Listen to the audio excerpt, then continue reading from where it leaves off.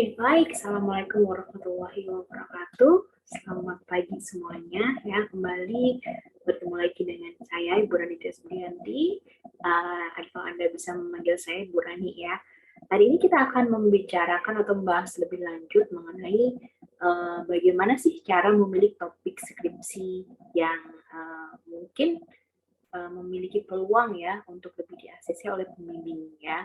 Jadi saya sendiri pribadi seringkali mendapatkan keluhan-keluhan dari mahasiswa. Bu, topik saya ditolak Bu ya, atau topik saya belum di-ACC, atau bahkan mungkin ada beberapa kali yang harus ganti judul dan topik yang berkaitan dengan skripsi ini ya.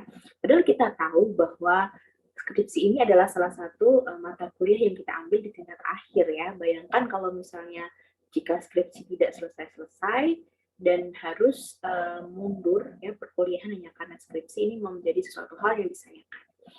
Oke, baik. Mohon maaf ya, ini mungkin masih amatiran videonya ya, jadi mohon dimaklumi. Jadi yang pertama yang harus kita lakukan ketika kita untuk mencari topik permasalahan skripsi adalah kita mencari masalah. Oke, kenapa harus mencari masalah? Karena pada intinya skripsi ini merupakan suatu cara ya, riset sederhana mungkin ya bisa digunakan untuk menentukan suatu alternatif solusi dari suatu permasalahan yang ada. Ya, jadi tentu saja kalau ada masalah yang akan diselesaikan ya, di akhirnya kita juga ya tentu saja di bab terakhir skripsi itu ada kesimpulan dan saran ya. Nah, sehingga untuk memecahkan suatu permasalahan tentu saja kita harus mencari dulu nih masalah apa yang akan kita selesaikan ya. Nah, seringkali ini mahasiswa mengalami kesulitan untuk menemukan masalah-masalah yang ada di permasalahan yang ada di masyarakat atau yang subjek ya atau lokasi yang akan dia teliti gitu kan. Katakanlah kemudian dia ingin mengambil suatu topik di suatu lingkungan rumah sakit atau di suatu fasilitas pelayanan kesehatan atau di masyarakat, ada beberapa mahasiswa yang kesulitan nih ya, saya mau mengambil masalah apa dan sebagainya gitu kan. Nah, pada prinsipnya terdapat beberapa cara untuk melihat tentu sebagai data awal bahwa terdapat suatu permasalahan. Ya, beberapa teknik ini yang pertama adalah bisa dilakukan dengan gap analysis. Ya, apa gapnya? Gap itu tentu saja ada kesenjangan di sininya.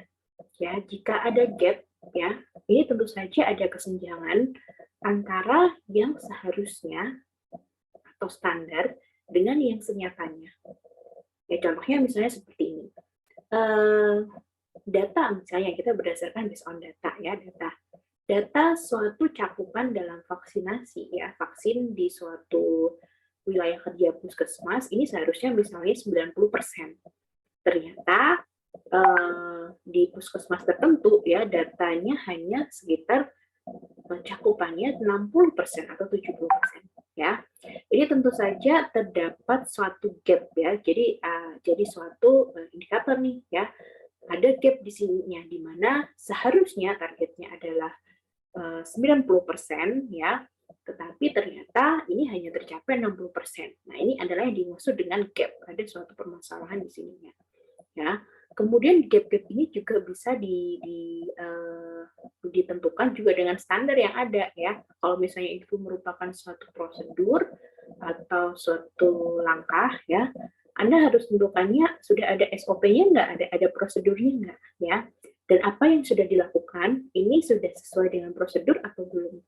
Jika belum, inilah merupakan suatu gap di situnya yang bisa kita angkat lebih lanjut menjadi suatu permasalahan yang akan kita teliti.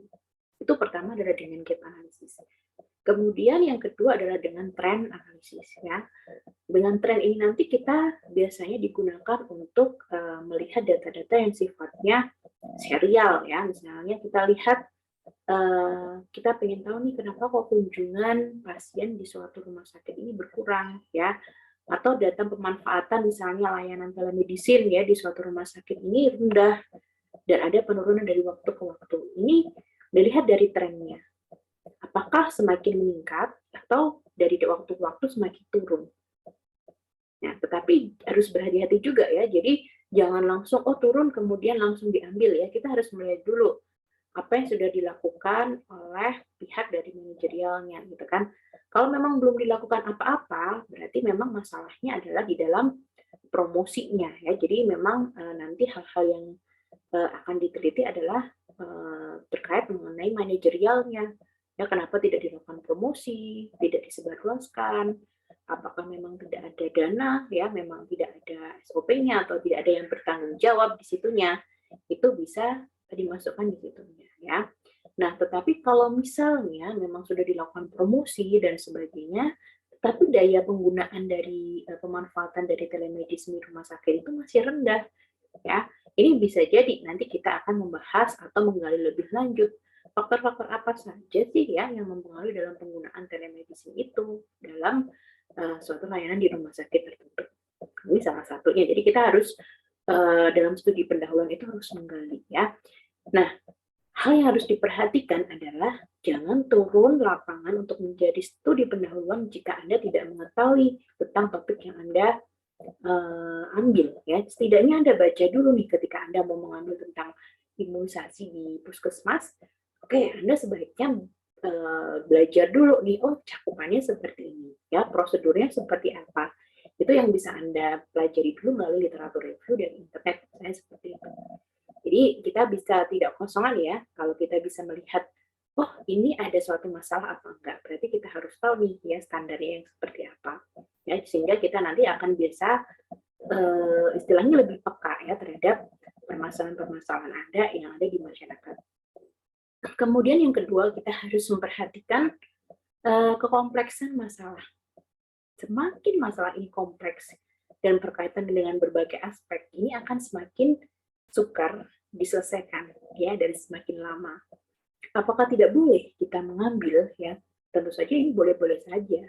Tetapi resikonya adalah ya Anda mungkin memerlukan waktu yang lebih lama untuk mengambil ataupun menjalankan dari skripsi Anda ini nanti. Gitu.